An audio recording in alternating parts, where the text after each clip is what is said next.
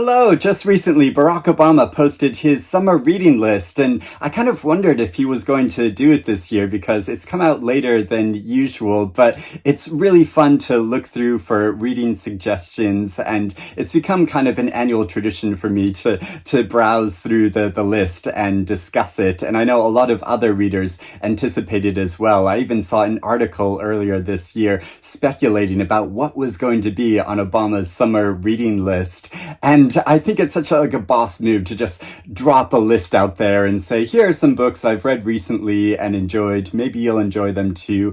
Give me some more suggestions of what to read. And I kind of think if Obama hadn't become president, which thankfully he did, but maybe in some alternative reality he might have become a booktuber himself, because he has always been a massive reader. If you've read Michelle's memoir, you know that early on in their lives he spent all of his extra money on buying books and reading books, and so this is a true reader. And so I'm going to look through the 14 books on his list. There's a mixture of fiction and nonfiction. There are some books that I have read and really enjoyed, some books that I've been meaning to read, and others that I hadn't heard of before.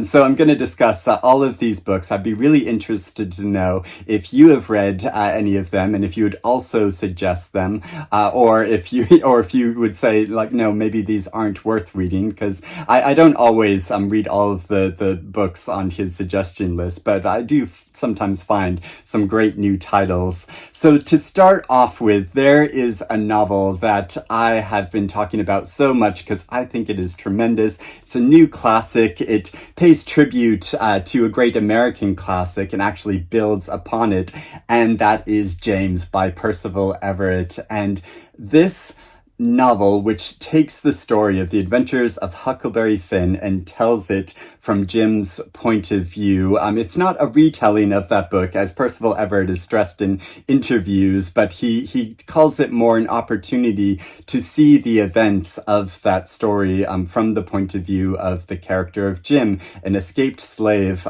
who is trying to work to get back to his family, but also to achieve his independence, and is building a sense of himself, of wanting to become an intellectual and a reader and a writer. And Everett follows his story and the adventures he has with Huck Finn as they travel along the Mississippi River. And so it's an episodic adventure story, and it does maintain that, but it also gets so much into the emotions and the complexity of his character, and showing history from a different point of view. And it is so clever, the choices that Everett makes in telling his story, that I found this such a pleasure to read. It is really heartbreaking and funny in different sections, but there it is also so moving how it builds up to this much bigger story about the past of America and looking at history. And there is a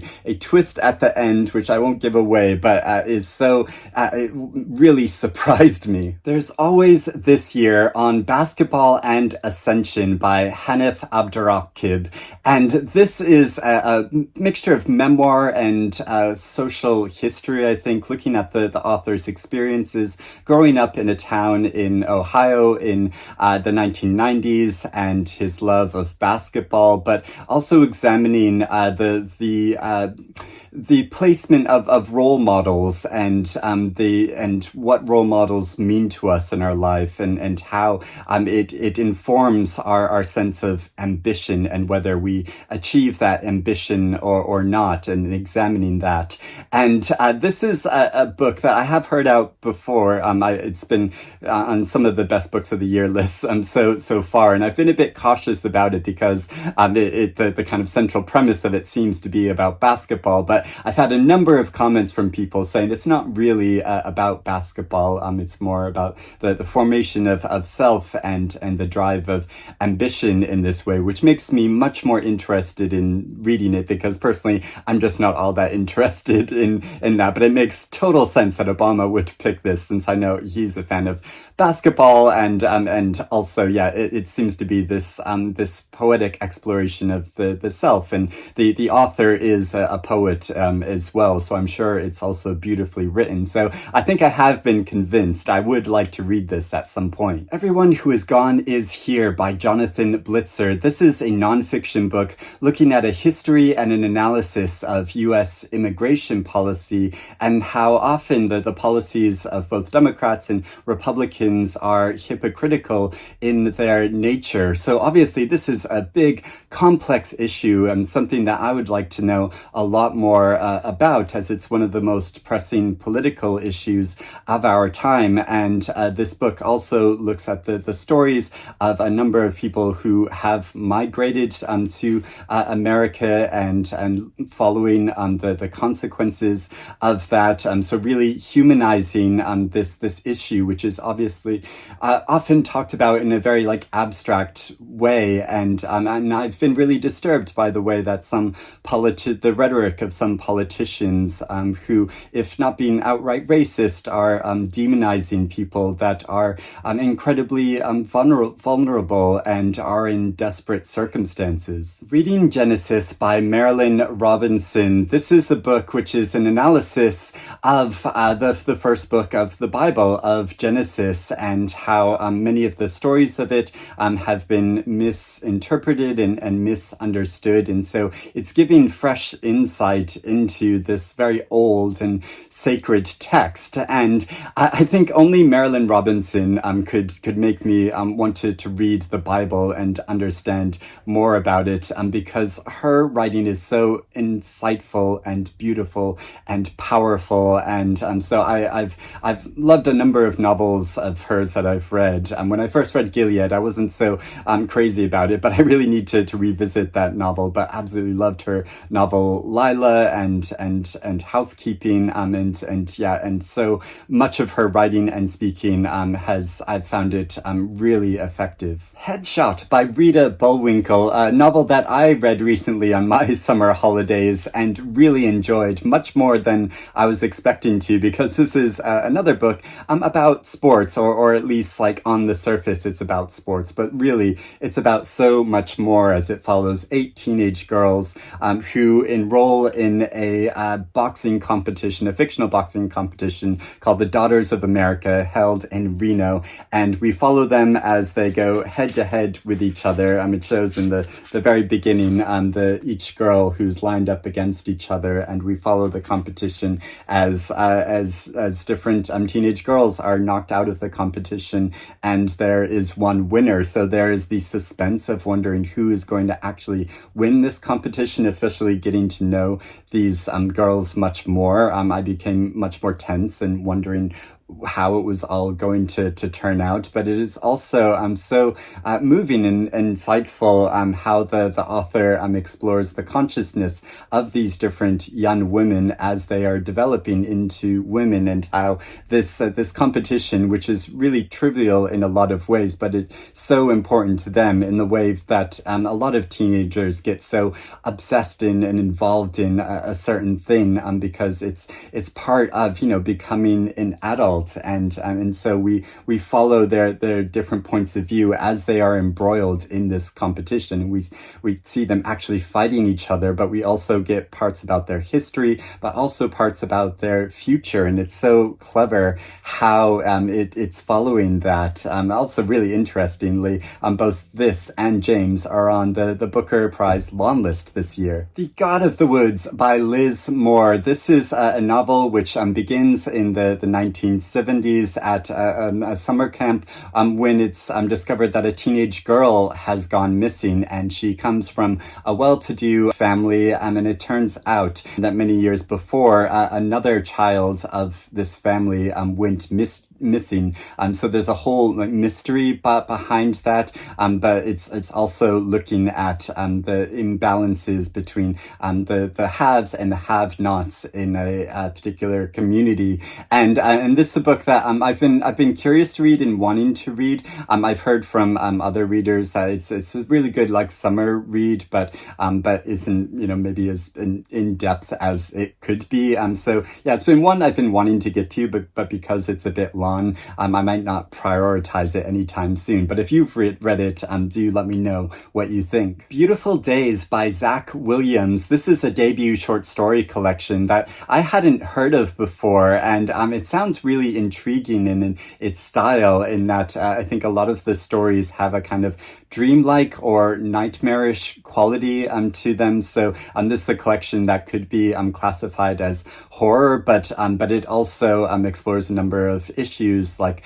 mortality and parenthood. So I might try to see if one of Zach Williams' short stories is online, so I can kind of try it out and see if I want to explore more of his work in this collection. Martyr by Kaveh Akbar, and this is a novel I read earlier this year, and I found it so moving and powerful, as it follows the central character, who is the orphaned son of Iranian immigrants, and he is on that cusp period between his late 20s and early 30s, when it feels like he should be settling down and making important decisions about his life, and he's sort of at a crisis point, like wondering what he wants to do with his life, and because he desperately wants his life to have meaning, and he's reflecting back on the lives of his parents and how they died, and whether their lives had meaning, and so we follow him as he wants to become a poet, and he meets an artist who he has a very profound connection with, and it's so charismatic following his journey, and really imaginative, how he has a lot of dialogue with friends and people that he meets, but also imagined dialogue between pop culture figures and figures from history. And so the way this story looks at ambition and life, I think is so striking and original. Another book that seems to be really looking at this issue of ambition in life is Memory Piece by Lisa Ko, which begins in the early 1980s with three female friends who are ambitious and want to accomplish a lot in their lives. One becomes a performance artist, one becomes a computer coder, and one becomes a community activist. And we follow them through the decades as their dreams are realized, are thwarted, about the difficulties that they experience in trying to realize their ambitions, and it even like journeys into the future. So is looking at our civilization and where it's going in a much larger context as well. So yeah, I've been really wanting to read this novel. The Ministry of Time by Kaliane Bradley. This has been a much hyped novel that I really enjoyed reading, in that it's part a science fiction story, part romance, and part social and political analysis. And in looking at the story of a woman in the near future, it begins in the near future with a woman who gets a new job with the Ministry of Time, because the government has discovered a way to time travel, but they want to test this out. And they do that by bringing a number of people from history who were about to die anyway. They bring them into the present to see the effects that time travel have upon them. And the woman at the center of this book, she has been hired as a minder for an Arctic explorer from the mid 1800s, and so we follow her relationship with him and how they develop a bond over time. But there are also a number of mysteries to what why the ministry is conducting these experiments, but it also gets into a bit of a steamy romance between them, and I just found it really playful and enjoyable, while also looking at serious issues from a new angle. When the Clock Broke: Conmen, Conspiracists, and How America Cracked Up in the early 1990s by John Ganz. This is a nonfiction book looking at the end of the Reagan era in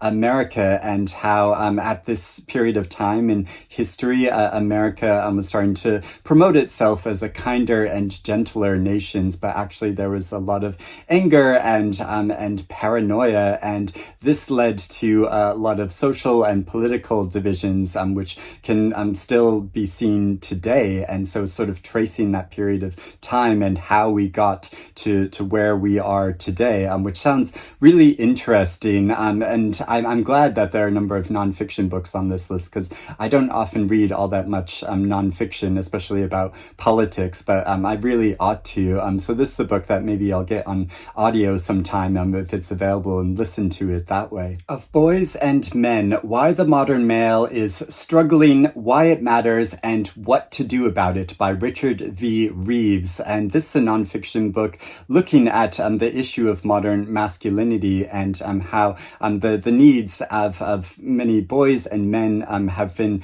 neglected over time, and looking at how attending to those needs doesn't mean discounting the needs of girls and women, and how we can still achieve a gender balance while specifically looking at the needs of boys and men.